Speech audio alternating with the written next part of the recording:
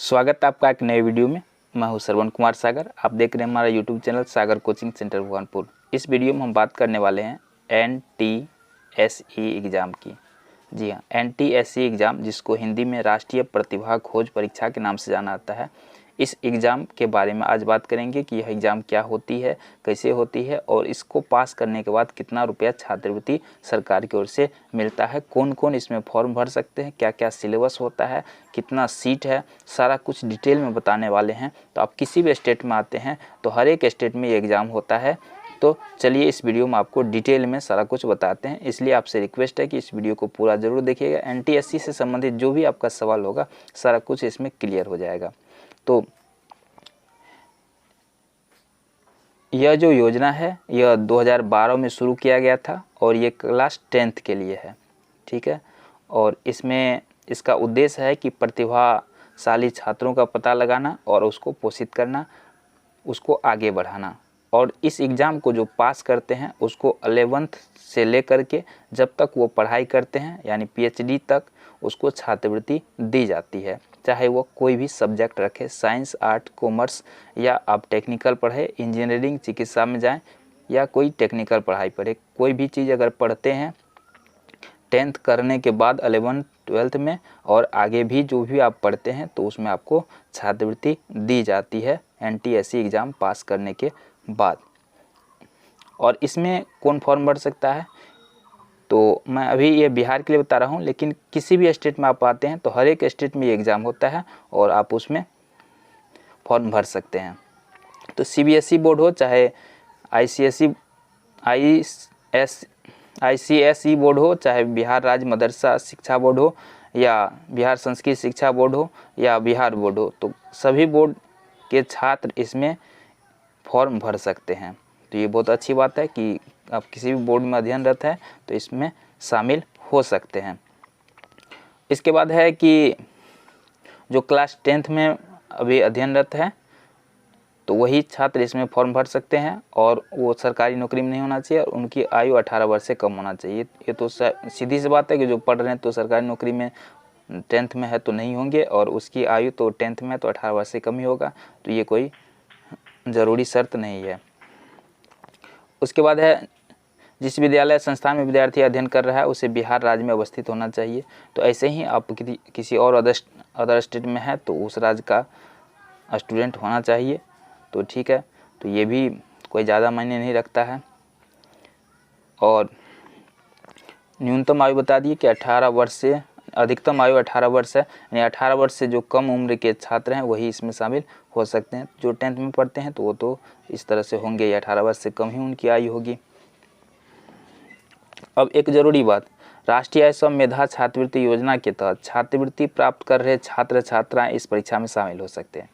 यानी कि जो विद्यार्थी NMS एग्ज़ाम जो क्लास 8 में होता है और इसमें भी पास करने पर 48,000 रुपया छात्रवृत्ति मिलता है, जो इसमें पास कर चुके हैं और छात्रवृत्ति ले रहे हैं वह विद्यार्थी भी इसमें फॉर्म भर सकते हैं, और जो असफल हो गए हैं वो तो भर ही सकते हैं, ठीक है। तो जो विद्यार्थी NMS एग्ज़ाम में क्वालिफाई कर चुके हैं वह भी छात्र इसको भर सकते हैं। तो यह बहुत बड़ी बात है कि अगर आप NMS एग्ज़ाम में पास हैं तब भी भर सकते हैं, अगर आप किसी कारण से असफल हो गए तो तब भी आप NTSE की तैयारी कर सकते हैं, इसमें फॉर्म भर सकते हैं।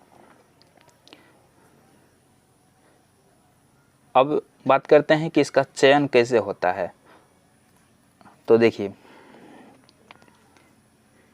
इसका जो चयन होता है, चयन लिखित परीक्षा के आधार पर होगा। इसमें भी एक आपको परीक्षा देना होगा जो कि लिखित होता है। प्रारंभिक परीक्षा और मुख्य परीक्षा, इसमें 2 परीक्षा देना होता है। जैसे NMS में आपको 1 परीक्षा देना था, इसमें 2 परीक्षा देना पड़ेगा। एक होता है प्रारंभिक परीक्षा और दूसरा होता है मुख्य परीक्षा।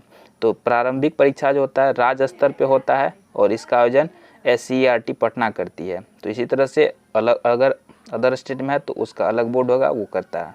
तो राज्य सरकार करती है प्रारंभिक परीक्षा का आयोजन, और जो मुख्य परीक्षा होता है इसको केंद्र सरकार आयोजित करता है।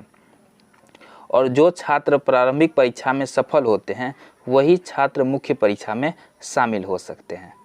तो यानी 2 परीक्षा जो होता है तो आपको प्रारंभिक परीक्षा में पास करना होगा, उसके बाद आप मुख्य परीक्षा में शामिल हो सकते हैं, और जब दोनों में पास कर जाते हैं तब आपको छात्रवृत्ति दी जाती है। अब बात कर लेते हैं कितना विद्यार्थी को छात्रवृत्ति मिलेगा। तो राष्ट्रीय स्तर पर छात्रवृत्ति की संख्या 2000 है, यानी 2000 विद्यार्थियों का चयन इसमें किया जाता है और 2000 विद्यार्थी को छात्रवृत्ति मिलता है। तो उसमें बिहार का अलग कोटा होगा और अदर स्टेट में अलग अलग संख्या निर्धारित किया गया होगा। परीक्षा शुल्क देख लीजिए, तो इसमें फॉर्म भरने में जो है 150 रुपया लगता है। अगर ST SC में आते हैं तो 75 रुपया लगता है। सामान्य के लिए 150 रुपया इसमें फॉर्म भरने में लगता है। ठीक है, इसमें जाति आपको आरक्षण का भी व्यवस्था है, तो अगर आप आरक्षण श्रेणी में आते हैं तो उसका भी लाभ उठा सकते हैं। जाति प्रमाण पत्र भी लगता है, अगर इसको करते हैं तो आपको आरक्षण में सुविधा होगी। और आय प्रमाण पत्र भी लगता है, और जो निःशक्तता प्रमाण पत्र यानी जो विकलांग कैटेगरी में आते हैं तो अगर कोई आते हैं तो उसका भी प्रमाण पत्र लगा सकते हैं, तो उसको भी कुछ छूट मिल जाता है। ठीक है, परीक्षा केंद्र जो होता है वो जिला मुख्यालय में आयोजित होता है, वो विद्यार्थी की संख्या पर डिपेंड करता है। इसके बाद बात कर लेते हैं कि इसमें किस तरह से क्वेश्चन पूछे जाते हैं। तो आपको इसमें भी 2 पेपर होते हैं, मैट और सेट, जिस तरह से NMS में होता है। और इसमें 100 प्रश्न पूछे जाते हैं, पूर्णांक 100 का रहता है, 120 मिनट का आपको समय दिया जाता है। और शैक्षिक योग्यता परीक्षा सेट में भी सेम 100 प्रश्न होते हैं, पूर्णांक 100, यानी 200 मार्क का टोटल परीक्षा होता है। समय आपको जो है इसमें भी 120 मिनट और 120 मिनट दिया जाता है, यानी 100 प्रश्न के लिए 120 मिनट का आपको समय दिया जाता है, 2 घंटे का समय दिया जाता है। ठीक है, पास करने के लिए आपको सामान्य में आते हैं तो 40% अंक चाहिए, और अनुसूचित जाति, अनुसूचित जनजाति, निःशक्त के लिए 32% मार्क लाना होता है इस परीक्षा में पास करने के लिए। और इसमें जो है कोई पाठ्यक्रम निर्धारित नहीं है, ज़्यादातर क्वेश्चन आपको क्लास 10th से पूछेगा। और इसके बाद जो है देखिए, मैट के अंतर्गत आपको रीजनिंग पूछेगा जिस तरह से NMS में पूछा था, और सेट के अंतर्गत आपको मैथ से, GK से, तो ये सब बता देते हैं कौन कौन चीज़ से आपको प्रश्न पूछा जाएगा। तो यहाँ मैट के अंतर्गत आपको रीजनिंग पूछा जाएगा, और सेट के अंतर्गत आपको जो है भौतिक विज्ञान से, रसायन विज्ञान से, जीव विज्ञान से, सामाजिक विज्ञान के अंतर्गत आपको राजनीति विज्ञान, भूगोल एवं अर्थशास्त्र से क्वेश्चन पूछा जाता है। गणित से भी कुछ क्वेश्चन पूछे जाते हैं। तो इस तरह से ये परीक्षा होता है। और इसमें पास करने वाले को जो है 2000 रुपया प्रति माह छात्रवृत्ति मिलता है।